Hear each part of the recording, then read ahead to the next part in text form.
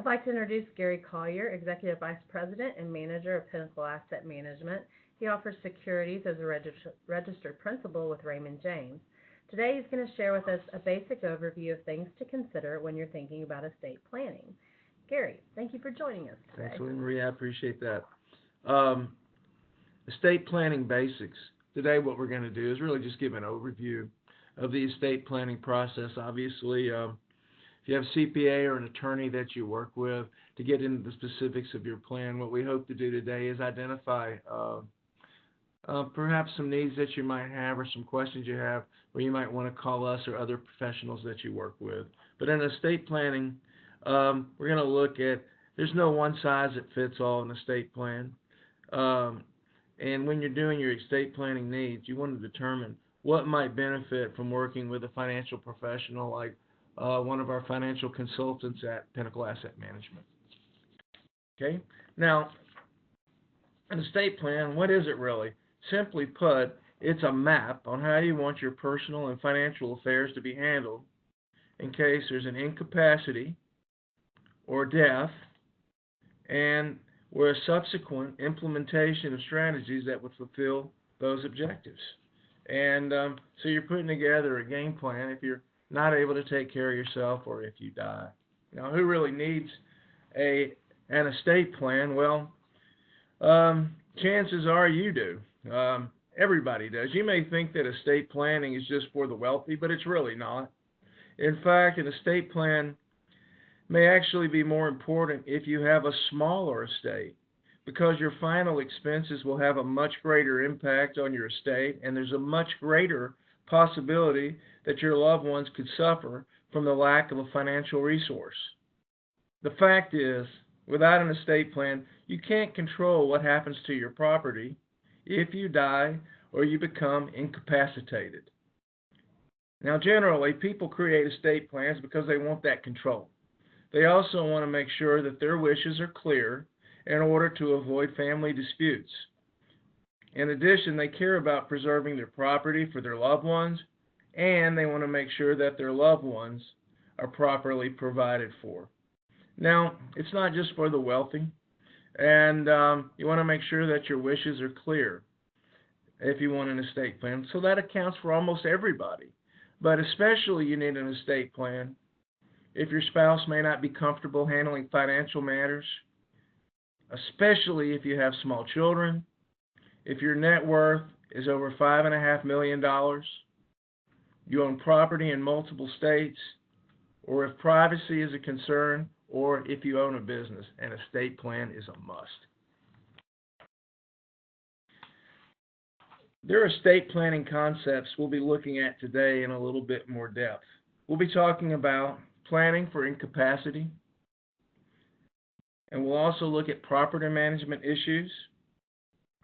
And then we're going to talk about planning for death. We'll focus on wills and probate, tax basics, and even lifetime giving. We'll take a look at trusts and the role of life insurance and how that might play in an estate plan. Let's get started with planning for incapacity. Incapacity describes a condition which you're legally unable to make your own decisions. We're talking about planning for incapacity because incapacity could happen to anyone at any time. Think for a moment. What might happen if, for example, you were to become a victim of an accident that puts you in a coma for several months? How would your doctor know what medical treatments you'd want or not want if you can't speak for yourself? How would your personal business be transacted if no one is authorized to sign your documents or pay your bills or your checks? What would happen? Now, what would happen is this. Someone would have to go to court, get legal permission to do things for you, and that person, who's called the guardian, is usually a close family member, such as a spouse or child. And then they'd have to go back to court every time permission is needed. As you can imagine, if you're incapacitated, this might be quite burdensome for that guardian to have to do this over and over.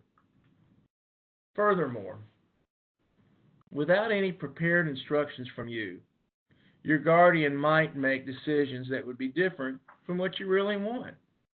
So, planning for incapacity could happen to anyone. Failing to plan means the court would have to appoint a guardian, and the lack of planning would increase the burden on that guardian, and that guardian's decisions might not be what you want. Now, planning for incapacity, let's talk about the health care directives first. Now, you can leave instructions about medical care you want if conditions were such that you couldn't express your own wishes. There are 3 different ways to do this, and you've probably heard of them: the living will, a durable power of attorney for health care, which is referred to in some circles as a health care proxy, and lastly, a do not resuscitate order, or a DNR. Okay, a living will. A living will is a document that lists the types of medical treatment you'd want or not want under particular circumstances. For example, your living will might state that you would not want life support if you fell into a persistent vegetative state.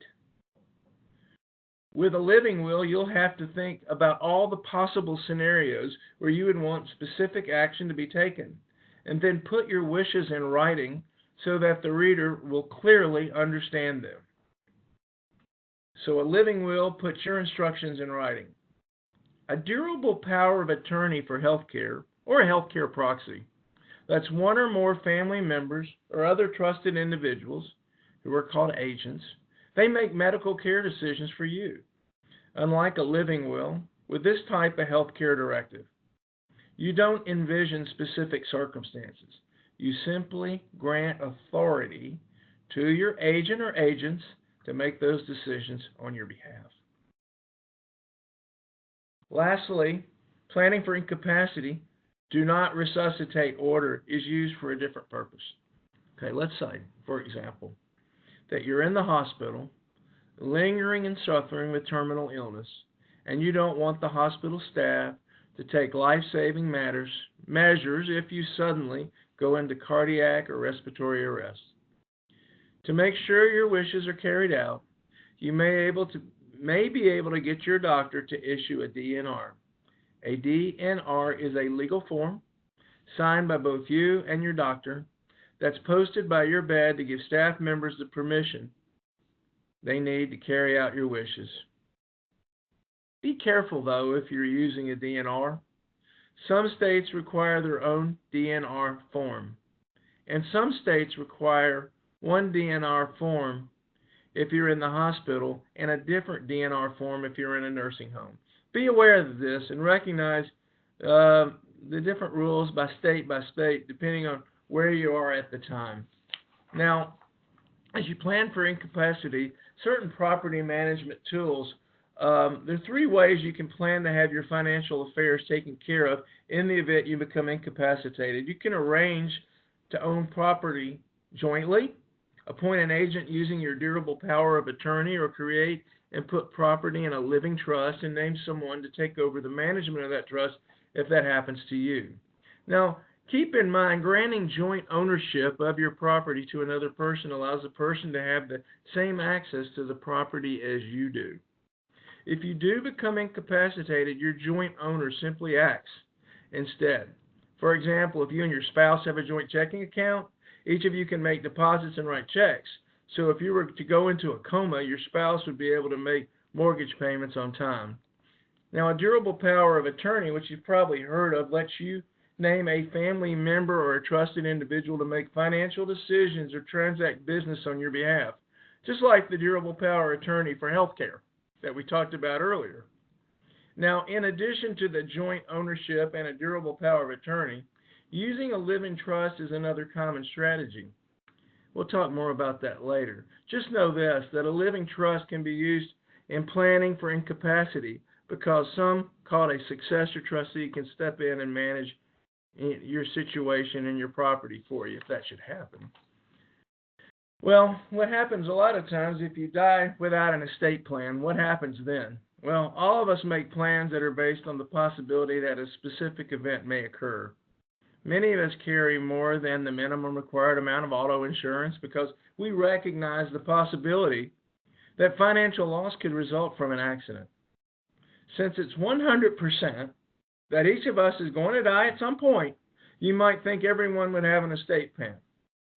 The fact is, though, that's just not the case.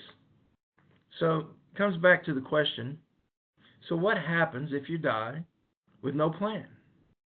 If you own property jointly, that property may pass automatically to your joint owner upon your death. If you have an IRA or a retirement plan or you own life insurance, funds may pass automatically to your designated beneficiary when you die. Similarly, property held in a trust may pass automatically to a designated beneficiary. So in general, however, property will pass according to state intestate laws, and these laws govern the disposition of property when someone dies without a will, or with a will that doesn't account for a portion of his or her estate. So when you die without an estate plan, some property passes automatically, and other property generally has to go through the state's laws. Now we hear a lot about more about when you die without a will or without an estate plan. And let's say you die and you leave $5,000 in a savings account. Okay, who does the money go to? Without instructions from you, that money would go to the person or people that your state says it should go to. It varies from state to state, but you see the typical pattern is 50% of property goes to the spouse and 50% to the children. Remember, it may be different in your particular state. If you're listening from outside of Tennessee, the biggest issue with dying without a will or a plan is your actual wishes are irrelevant. Let's assume that you live in a state that the laws pattern is shown on this slide. So you see that for 50% goes to the spouse and the other half goes to the children. Let's say you want all your property to go to your spouse and none to your children. Well, the state would decide where your money actually goes if you don't have a plan. Now, there are many potential problems with allowing your property to pass this way. For example, the distribution pattern imposed by the state could result in disputes among your heirs, could result in higher taxes, and it could be particularly problematic for unmarried couples, since laws generally will not include an unmarried partner in the distribution of property. That's a very simple way to avoid it. All you have to do is create a will. Wills and probate, you hear that a lot about probate. What really is probate? How many people actually have a will? A will is probably the most vital piece of anyone's plan. The will is just basically, it's a legal document in which you direct how your property will be dispersed when you die. It allows you to name an executor who will carry out your wishes. That's stated in your will. You'll name a guardian for your minor children, and you'll also create a trust in your will. You can use your will to accomplish other estate planning goals, such as tax planning. Now, to be valid, though, your will must be in writing and signed by you. Your signature must always be witnessed, although the number of witnesses required varies from state to state. These requirements are important because if you aren't careful, you may be invalid. So see an estate planning attorney to take care of this for you and avoid any do-it-yourself solutions. Now, there's one big consideration to having a will for some people, and that's the fact that wills generally have to go through a process known as probate. We'll take a look at the probate process. Now, before we move on, a will is a cornerstone of estate plans. It directs how you want things to be distributed. It names names, and it can help accomplish other goals. But to talk about probate and go a little bit further, most wills have to be probated. The rules vary from state to state, but in some states, smaller estates are exempt from probate and qualify for an expedited service. Usually, in a probate process, everything goes smoothly, which typically lasts anywhere from a few months to a year, depending on the size of the state.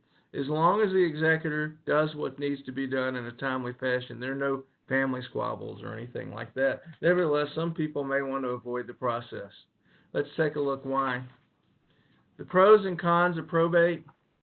The pros: It doesn't cost a lot of money. Court supervision, protection against creditors.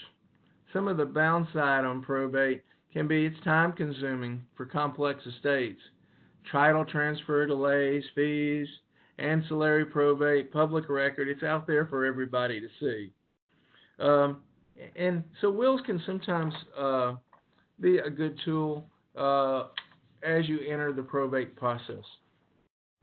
Now, if you want to avoid probate, how do you avoid it?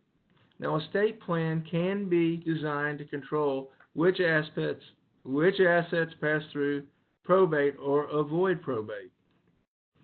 If any of the issues are a concern to you, an estate plan can be designed to limit the assets that pass through probate or avoid it altogether. The major ways property is passed outside of probate are by owning property jointly with rights of survivorship, by ensuring the beneficiary designation forms are complete for those types of assets, allow them, such as IRAs or your retirement plan and life insurance, by putting property in a trust, and by making lifetime gifts.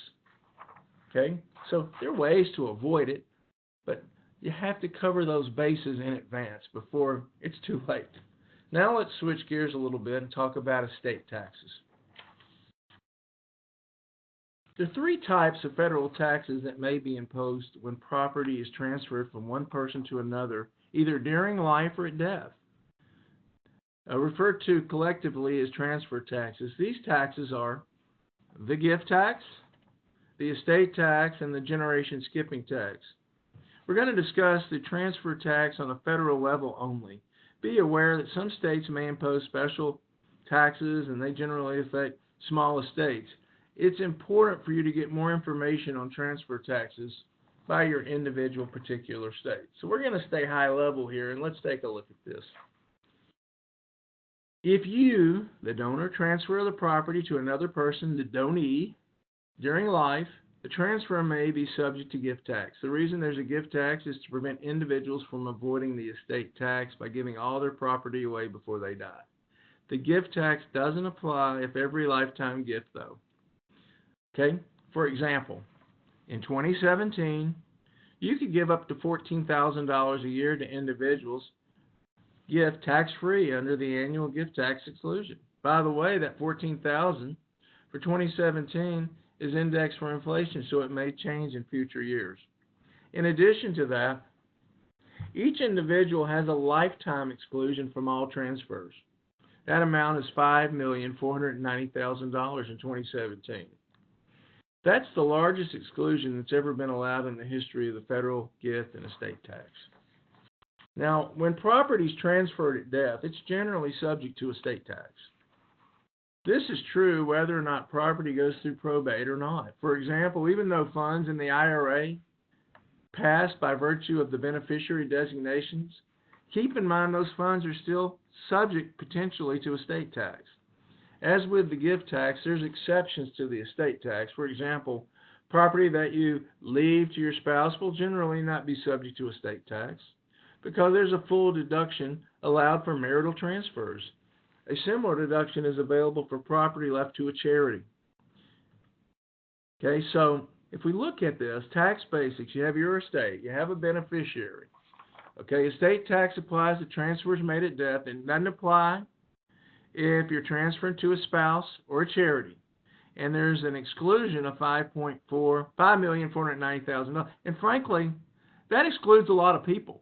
So the majority of the people are not paying a lot of estate tax. But that doesn't mean you don't need a will. And that's what we've covered. A will, everybody needs a will. But a complex estate tax plan is not necessary for everybody, but a will and a plan is. Now, there's a new feature of the lifetime exclusion that is potentially very important to married couples. This exclusion is portable. It means that any portion of that exclusion is not used by a deceased spouse can be transferred to the surviving spouse. See, in prior years that was not the case, so married couples with large estates had to do what is referred to as a bypass plan, typically using some type of trust. But for 2011 and later years, such planning will not be necessary for your transfer tax. Although there are good reasons to use a bypass trust, but it's more important that we want to discuss today. And really what that is, a married couple can pass along $10,980,000 tax-free as long as the estate of the deceased spouse makes the proper election on the estate tax return. Now what? So get this. So this new feature, the exclusion is portable, and the unused portion left by the deceased spouse, by transferring it to the surviving spouse, $10,980,000 can be left to beneficiaries tax-free. The third piece of the transfer tax system that we need to mention is the generation skipping tax. Now, without getting into a lot of detail here, the generation skipping transfer tax may apply to transfers made to someone more than one generation below. And unlike, it involves grandchildren a lot of times, and it's typically done and prepared by estate planning attorneys with high net worth individuals. Unlike the gift and estate tax exclusion, the generation skipping transfer tax exemption is not portable. Now, just some transfer tax basics. How much really is the tax? Let's take a look at it. Some key tax figures are adjusted each year for inflation. You can see here the exclusion exemption amounts have changed from 2015 to 2017. The gift and estate tax amounts for the generation skipping tax exemption are $5,490,000 in 2017. If your estate is larger than $5,490,000, you may want to do some estate planning to minimize the potential impact of your transfer taxes. It's important when you call the attorney to do some estate tax planning, use an attorney that specializes in this. And if you need some names of those types of attorneys, talk to one of your Pinnacle advisors or one of your financial consultants with Pinnacle Asset Management to give you a list of names of qualified individuals that might help you with that planning. Lifetime giving. Okay, so what does that mean? So let's see. Making gifts during one's lifetime is a common estate planning strategy that can also serve to minimize transfer tax. In fact, transferring property to your heirs during your lifetime has certain advantages over waiting until you die. For one thing, when you make lifetime gifts, you have the satisfaction of seeing the recipients enjoy the gifts now. For many people, though, gifting is used to minimize transfer tax. As I mentioned earlier, one way to do this is the annual gift tax exclusion, which was $14,000 in 2017. But there's some other things that you can do. In addition to your gift property that is expected to appreciate in value, you remove the future appreciation from your taxable estate. Okay, there is one trade-off to lifetime gifting, though. Generally, if you gift property during your life, your basis in the property for federal income tax purpose is carried over to the person who receives the gifts. So let me explain. So if you give $1 million home that you purchased for $15,000, that was a good deal. If you purchased it for $15,000 to your brother, your $15,000 basis carries over to your brother. If he sells the house immediately, income tax will be due on the resulting gain. So lifetime gifting lets you see the recipient enjoy the gifts. It lets you minimize transfer taxes by taking advantage of the $14,000 annual gift exclusion, and it removes that future appreciation of property from your taxable estate with no step up in basis. And remember this, lifetime gifting, that the annual gift tax exclusion lets you give the $14,000 to as many individuals as you want.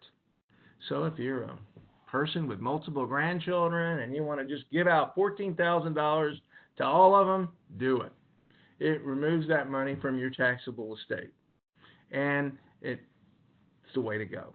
If you and your spouse make gifts together, you can double that amount and give $28,000 to as many individuals as you want. Now, if you're contributing to a child or grandchild, Section 529 plan, that's the type of, you've heard of the 529 college savings plan.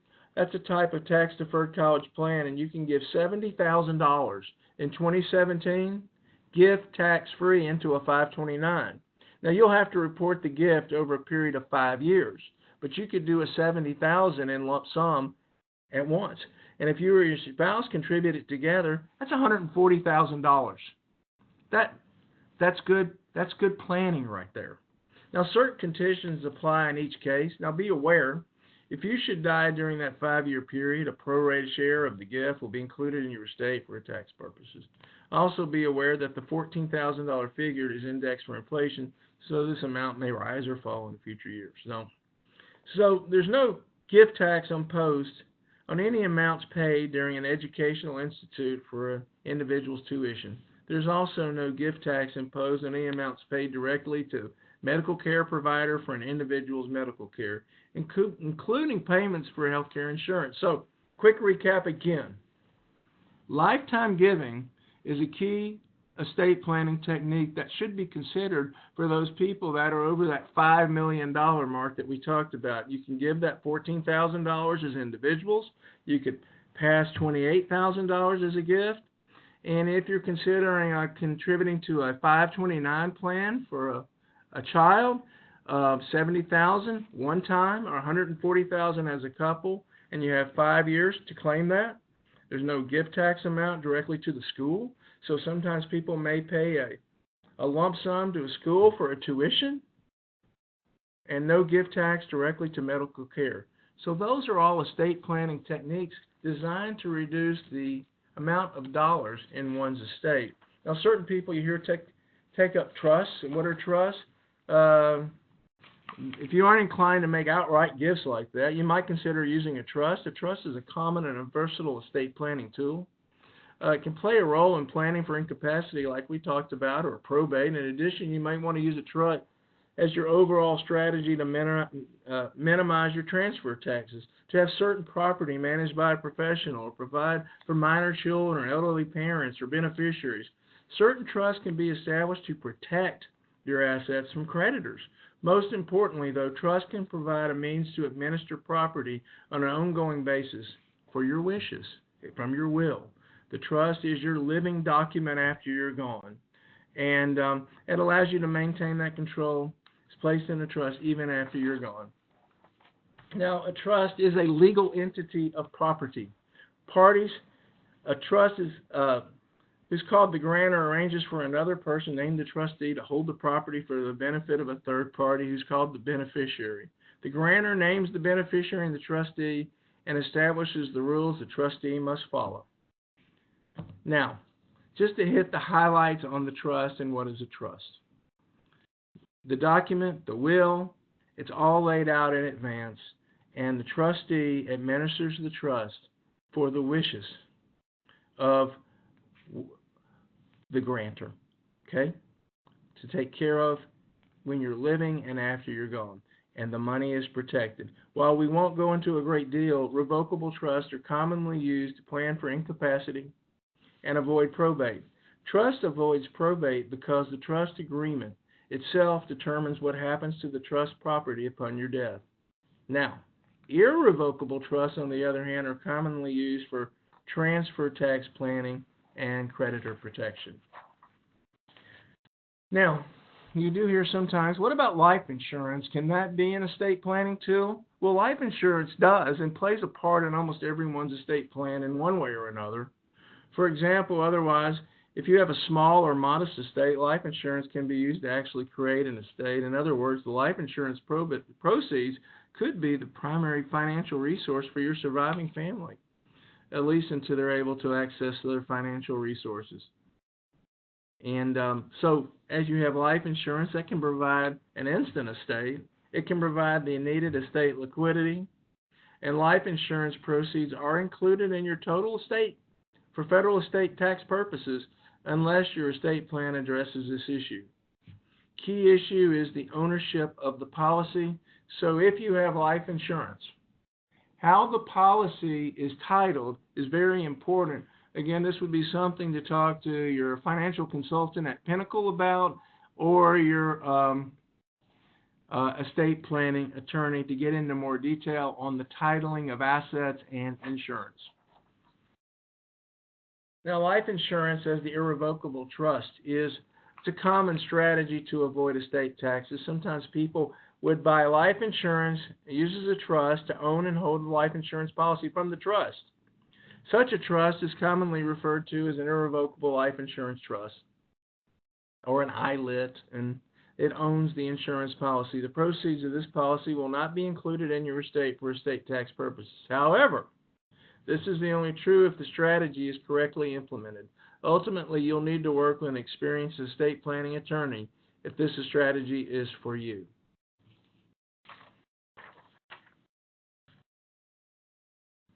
Like most trusts, the irrevocable life insurance trusts are more advanced estate planning strategies.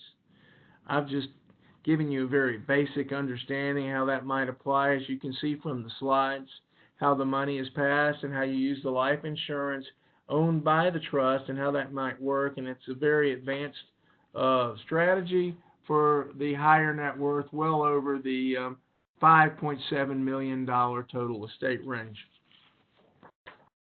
Now, let's wrap a few things up. We've talked about a lot today, and I've gone very fast. But in conclusion, take a moment and ask yourself these questions. Number one, do you have a plan in place for incapacity? Now, that applies to anybody. Do you have a will? If the answer to either of these questions is no, there's really no time to waste. You need to address these issues as soon as possible. Ask yourself as well if the transfer taxes are an issue for you. If you died today, would your total estate, including your home, your life insurance, exceed the federal exclusion of $5,490,000 or your state's exemption limit, which may be less? Finally, even if you have an estate plan, does it reflect your current wishes and circumstances? Life changes, and what you want to happen may not be the same that it did 5 years ago. If you haven't updated your will in the last 3 to 5 years or so, you may want to go in and update your will. It's been a real honor and a pleasure to go through this today with you on estate planning and talk a little bit about wills and planning in general. Again, I'm Gary Collier with Pinnacle Asset Management, and my phone number is 615-690-1418. If you have questions about estate planning, or if you'd like to talk more about this, I would welcome that opportunity to speak with you. Good day.